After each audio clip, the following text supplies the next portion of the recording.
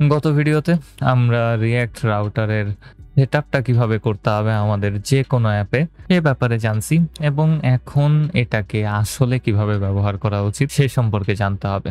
এবং এটার ব্যবহার বিধিটা খুবই স্ট্রেট ফরওয়ার্ড, কিন্তু এটার ভেতরে অনেক খুঁটিনাটি ফাংশনালিটি আছে যেগুলো আমরা ব্যবহার করতে পারি। তো এই জন্য আমি সবার প্রথমেই একটা কম্পোনেন্ট ফোল্ডারকে তৈরি করতে চাই এবং এই ক্ষেত্রে আমি বিভিন্ন ধরনের কম্পোনেন্ট তৈরি করে আপনাদেরকে একটু এক্সাম্পলের মতো দেওয়ার চেষ্টা করব রিঅ্যাক্ট রাউটারের বিভিন্ন ফাংশনালিটির ব্যাপারে। তো আমি কম্পোনেন্টসের ভেতরে একটা কম্পোনেন্টকে তৈরি করি যেটার নাম হবে home.jsx এবং এটা একটা সিম্পল কম্পোনেন্ট হবে অ্যান্ড এটার ভেতরে জাস্ট আমি লিখে দিতে পারি একটা h1 ট্যাগে হোম এবং নিচে একটা p ট্যাগ দিয়ে লিখে দিতে পারি this is the home component এবং এটা দিয়ে দিলে আমাদের কম্পোনেন্টটা রেডি হয়ে গেল।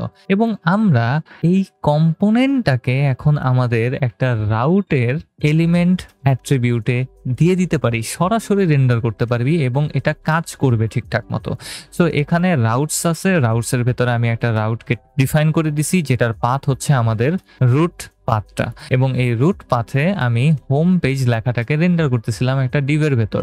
আমি ডিভটাকে এখান থেকে সরায় দিব এবং এখানে আমি হোম কম্পোনেন্টটাকে ইম্পোর্ট করে জাস্ট অ্যাড করে দিব। অ্যাড করে দেওয়ার পর আমি যদি ব্রাউজারে আসি তাহলে দেখব যে এখানে একেবারে রুট পাথে আমাদের হোম কম্পোনেন্টটা রেন্ডার হইতেছে। It's a simple thing, right? অত কঠিন কিছু না। আমি চাইলে মাল্টিপল কম্পোনেন্টসকে তৈরি করতে পারি, যেমন এখানে আমি অ্যাবাউট নামক একটা কম্পোনেন্টকে তৈরি করলাম আর AFC টাইপ করব এখানে এবং এটার ভেতরেও সেম স্ট্রাকচারেই হোমের ভেতরে যেটা লেখা ছিল h1 ট্যাগ এবং p ট্যাগ এটাকে কপি করে আমি এখানে পেস্ট করে দিব, জাস্ট একটু এডিট করে নিব। সো হোমের বদলে লেখা থাকবে এখানে অ্যাবাউট এবং p ট্যাগের ভেতরে লেখা থাকবে this is the about component. And এটার জন্য চাইলে আমি আরেকটা রাউটকে এখানে দিয়ে দিতে পারি। সো আমি এখানে একটা রাউট কম্পোনেন্টকে নিয়ে নিব এবং এটার পর আমি পাথ অ্যাট্রিবিউটটাকে দিয়ে দিতে পারি এবং পাথ অ্যাট্রিবিউটের ভেতরে আমি এটার পাথটাকে দিয়ে দিব। সো অ্যাবাউটটা রেন্ডার হবে যখন আমি স্ল্যাশ অ্যাবাউটে যাব তখন। সো এখানে আমি জাস্ট ডাইরেক্টলি অ্যাবাউটকে লিখে দিতে পারি এবং এখানে দুইটা কোটেশন পড়ে গেছে। অ্যান্ড এটার জন্য আমরা একটা কম্পোনেন্টকে দিয়ে দিব যেটা হবে এলিমেন্ট প্রপার্টির ভেতরে এবং আমাদের কম্পোনেন্টটা হবে অ্যাবাউট কম্পোনেন্টটা এবং এটাকে রেন্ডার করে দিলাম। আমাদের এই রাউট কম্পোনেন্টের জন্য একটা সেলফ ক্লোজিং ট্যাগকে দিয়ে দেওয়া উচিত ছিল, এটাকেও দিয়ে দিলাম এবং আমাদের কাজ শেষ। সো আমি যদি ব্রাউজারে আসি এখানে আমি স্ল্যাশ দিয়ে অ্যাবাউট টাইপ করি এবং এন্টার প্রেস করি তাহলে আমি দেখব যে এখানে আমাদের অ্যাবাউট কম্পোনেন্টটা রেন্ডার হইতেছে। এবং রাউটারের কাজটা আসলে এই রাউটারটা আমাদের এই সিঙ্গেল পেজ রিঅ্যাক্ট অ্যাপ্লিকেশনকে মাল্টি পেজ রিঅ্যাক্ট অ্যাপ্লিকেশনের মতো করে দিতে পারে এবং এতে আমাদের অ্যাপের ফাংশনালিটি এবং স্কেলেবিলিটি দুইটাই অনেক বাইরে যায়। কারণ আপনি এখন একটা সিঙ্গেল অ্যাপ বিল্ড করার বদলে বিভিন্ন পাথ ডিক্লেয়ার করে মাল্টিপল অ্যাপকে একই সাথে তৈরি করতে পারতেছেন, যেটা রেন্ডার হবে শুধুমাত্র একটা HTML ফাইলেই।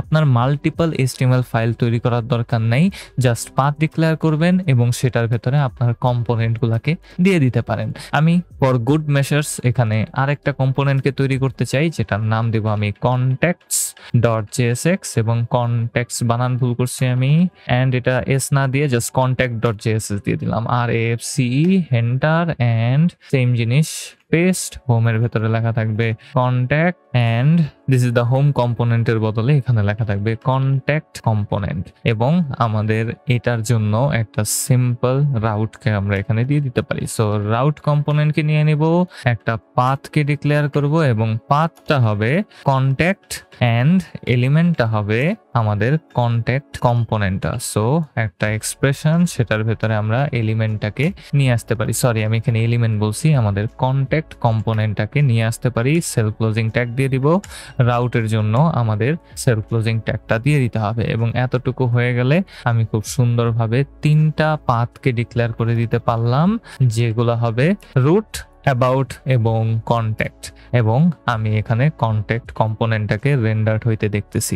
এখন আমি একটা এক্সট্রা কাজ করতে চাই। আমাদের এই আলাদা আলাদা কম্পোনেন্টের পাথগুলার জন্য আমি এখানে কিছু লিঙ্ক অ্যাড করে দিতে চাই, যেন স্ক্রিনের ভেতরে ওই লিঙ্কগুলাতে ক্লিক করলে আমি এই পাথগুলাতে চলে আসি এবং আমাদের ওই কম্পোনেন্টগুলা স্ক্রিনে রেন্ডার হয়। তো এটা আসলে খুবই সিম্পল হবে। আমি এখানে সিম্পল একটা ন্যাপ বারকে তৈরি করার চেষ্টা করব, যেটা আসলে ন্যাপ বার একদমই না, জাস্ট একটা আনঅর্ডার্ড লিস্ট, এবং ওইটার ভেতরে আমরা লিস্ট আইটেম আকারে বিভিন্ন লিঙ্কে দিয়ে দিতে পারি। সো আনঅর্ডার্ড লিস্ট ট্যাগটাকে নিয়ে নিলাম অ্যাপ কম্পোনেন্টের ভেতরে, এবং এখানে লিস্ট আইটেমের ভেতরে আমি একটা অ্যাঙ্কর ট্যাগকে নিয়ে নিব, এবং অ্যাঙ্কর ট্যাগের একটা অ্যাট্রিবিউট থাকে, সেটার নাম হচ্ছে href, এবং এই href এ আমি যে কোনো পাথকে দিয়ে দিতে পারি, এবং যখন আমি এই অ্যাঙ্কর ট্যাগের উপরে ক্লিক করব এটা আমাদেরকে সেই পাথেই নিয়ে যাবে।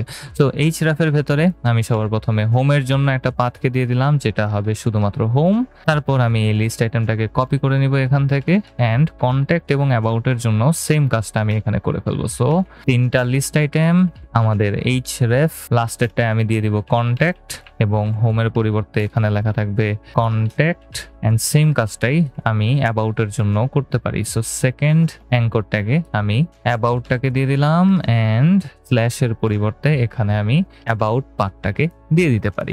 এন্ড আমি যদি ব্রাউজারে আসি, দেখবো এখানে সিম্পল তিনটা লিঙ্ক আছে লিস্টের মতো করে। আমি হোমে ক্লিক করলে আমরা রুট পাথে চলে আসছি, তারপর অ্যাবাউটে ক্লিক করলে আমরা অ্যাবাউট পাথে চলে আসছি, এবং কন্ট্যাক্টে ক্লিক করলে আমরা কন্ট্যাক্ট পাথে চলে আসছি। খুব সিম্পল, রাইট? অত কঠিন কিছু না। জাস্ট আমরা একটা কম্পোনেন্টকে তৈরি করতেছি, সেটার জন্য একটা রাউটকে দিয়ে দিতেছি, এবং আমরা সেই রাউটে গেলে খুব সুন্দরভাবে শুধুমাত্র সেই কম্পোনেন্টটাকেই রেন্ডার্ড অবস্থাতে দেখতে পারতেছি। অ্যান্ড এখানে একটা জ্বালা আছে। জ্বালাটা কি ভাই? যখন আমি কোনো একটা লিঙ্কে ক্লিক করতেছি আমার পেজ রিফ্রেশ হইতেছে। ও নো, রিঅ্যাক্ট ব্যবহার করতেছি আর পেজ রিফ্রেশ হইতেছে, এটা কি সম্ভব? এটা তো উচিত না ভাইয়া। রিঅ্যাক্টটা তো কোনো পেজ রিফ্রেশ চলবে না। পরের ভিডিওতে আমরা এটার সমাধানটাই একটু দেখার চেষ্টা করব।